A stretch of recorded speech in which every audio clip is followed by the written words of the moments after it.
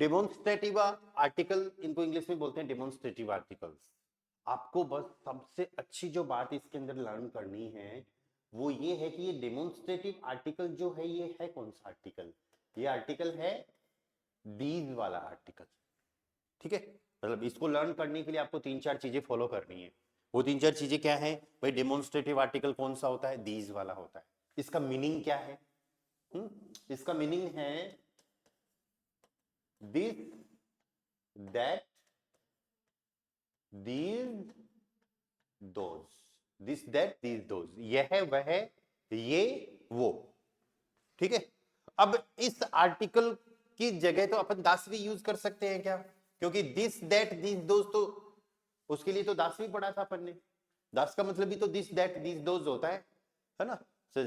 For example दस east नॉय, दस east alt, या 10 दिन फील, 10 दिन सो फील, ऐसे कई सारी चीजें पढ़ी है ना। तो फिर डिफरेंस क्या है? दास हमको यूज करना है जनरल सिंपल चीजों के लिए, है ना, दास जो आपके पास में ये चीजें। ओके, एंड जो नेक्स्ट जो पार्ट आ रहा है, या these, this, that, these, those, तो दीज की रिक्वायरमेंट क्यों पड़ी हमको? दीज की रिक्वायरमेंट हमको पड़ी है जब हम पर्टिकुलर किसी चीज की तरफ इंडिकेशन देते हैं, पॉइंट आउट करते हैं, राइट?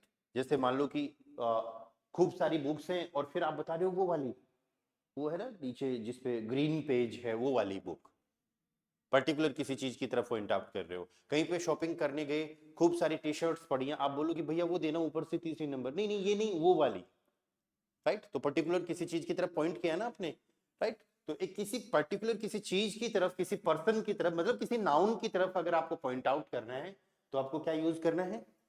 दीज। अब जिस भी नाउन की तरफ आप पॉइंट आउट करोगे वो नाउन सब्जेक्ट भी हो सकता है, और सब्जेक्ट होगा तो नॉमिनेटिव, ऑब्जेक्ट होगा तो एक्यूजेटिव, या और वो noun masculine, feminine, neutral, plural में भी कुछ भी हो सकता है।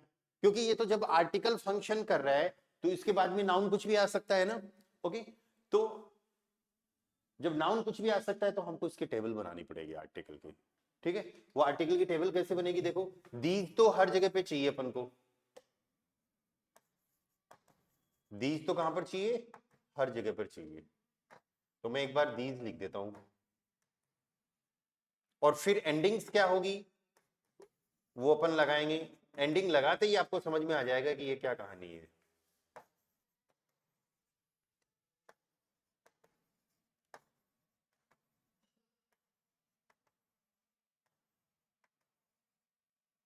ठीक है, ये अपना masculine, feminine, neutral and plural का पार्ट हो गया। This is nominative, accusative and dative. Endings देखो, एंडिंग्स क्या आ रही है? डेयर, दीजर, डेयर, दीजर, डेन, दीजन। अब सेम उसी टेबल के ऊपर दीजर, दीजन, दीजम, दीजर, दीजर, दीजर, दीजस, दीजस, दीजम, दीजर, दीजर, दीजन plus N. So this is the table. Okay, और इन आर्टिकल्स को सिंपल उसी पैटर्न में उन्हीं रूल्स के अकॉर्डिंग यूज करना है जो हमने बाकी आर्टिकल्स पढ़े हैं, लाइक डेयर, दी, दास, दी, है ना? वर्ब हमारी नॉमिनेटिव, एक्यूजेटिव, डाटिव में से क्या आ रही है, या मैस्कुलाइन, फेमिनाइन, न्यूट्रल, प्लूरल में से नाउन क्या है ना? फिर सारी वही चीजें आएगी। जैसे मान लो आप बैग्स वगैरह कुछ खरीद रहे हो और टाशा वर्ड आ रहा है, राइट? और आप कहते हो मैं तो ये बैग खरीदूंगी या फिर ये बैग खरीदूंगा, तो फिर आपका सेंटेंस क्या बनेगा? इश काउफर, इश काउफर, बैग क्या हो गया? टाशे, बैग टाशे हो गया। टाशे क्या होता है? फेमिनाइन, और काउफन वर्ब कौन सी है? मतलब हमको आर्टिकल क्या लगाने हैं? दीज। इश काउफर, दीज टाश, इश काउफर, दीज टाश।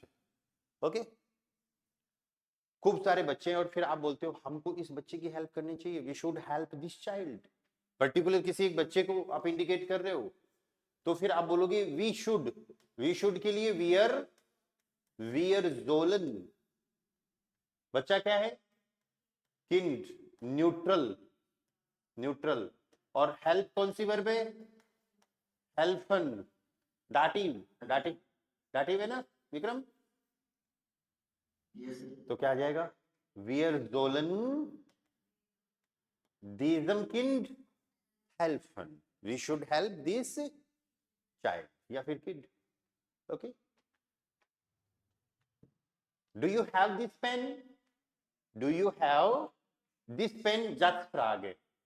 Satzfrage बन रहा है। Hast du. Hast du. Verb पहले आती है ना Satzfrage में, ठीक है? पेन क्या है? मैस्कुलाइन। वर्ब क्या है? आकुजाटिव। क्या आ जाएगा यहां पर? दीजन। हास्ट दू दीजन कुली। हास्ट दू दीजन कुली? Question mark. फ्रागेशाइशन। समझ में आ गया? डेमोन्स्ट्रेटिव।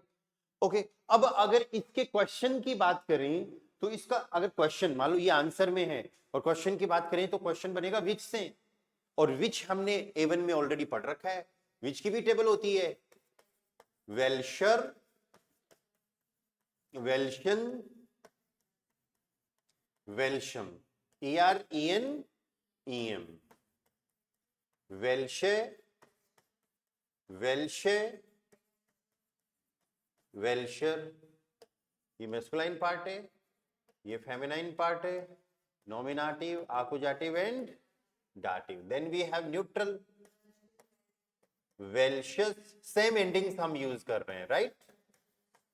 वेल्शस, वेल्शम, एंड इन प्लूरल वेल्शे, वेल्शे, वेल्शन प्लस एन। ठीक है? वेल्शन प्लस एन। ओके। अब क्वेश्चन बनाएंगे तो भी सेम उसी तरीके से हमने इधर सेंटेंस बनाया कि हास्ट दू दीजन कुली, ठीक है? और हमको ये बोल, यहां तो क्वेश्चन बना तुम्हारे पास ये पेन है क्या? अब हमको ये बोलना है तुम्हारे पास कौन सा पेन है? विच पेन डू यू हैव? तो विच पेन डू यू हैव तुम्हारे पास है, तुम सब्जेक्ट हो, तो पेन क्या है? ऑब्जेक्ट। कुली मैस्कुलाइन, हैव कौन सी वर्ब है? आकुजाटिव। क्वेश्चन क्या बनेगा? वेल्शन कुली हास्ट दू। अरे दो सब्जेक्ट है, नॉमिनेटिव, तो कुली तो ऑब्जेक्ट ही होगा ना। कौन सी वर्ब बताएगी? हाबन वर्ब बताएगी। कौन सी वर्ब बताएगी? हाबन वर्ब बताएगी। हाबन आकुजाटिव है, कुली मैस्कुलाइन है, हमने क्या यूज किया? वेल्शन कुली हास्ट दू। अब अगर आप इसका आंसर देने वाले हो कि देखो ये वाला पेन है मेरे पास, ठीक है, दिस पेन, तो आंसर क्या बनेगा? Ich habe diesen Kuli. Ich habe diesen Kuli. I have this pen. ये वाला पेन है मेरे पास, ठीक है? ऐसे ही आपने सेंटेंस बनाया Wir sollen diesem Kind helfen. हमको इस बच्चे की हेल्प करनी चाहिए।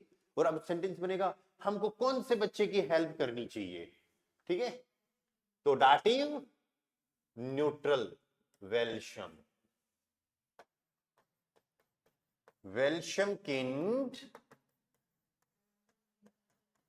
जोलन वियर हेल्फन। वेल्शन किंड जोलन वियर हेल्फन। Which child we should help? हमको कौन से बच्चे की हेल्प करनी चाहिए? आगे कहानी समझ में दोनों की?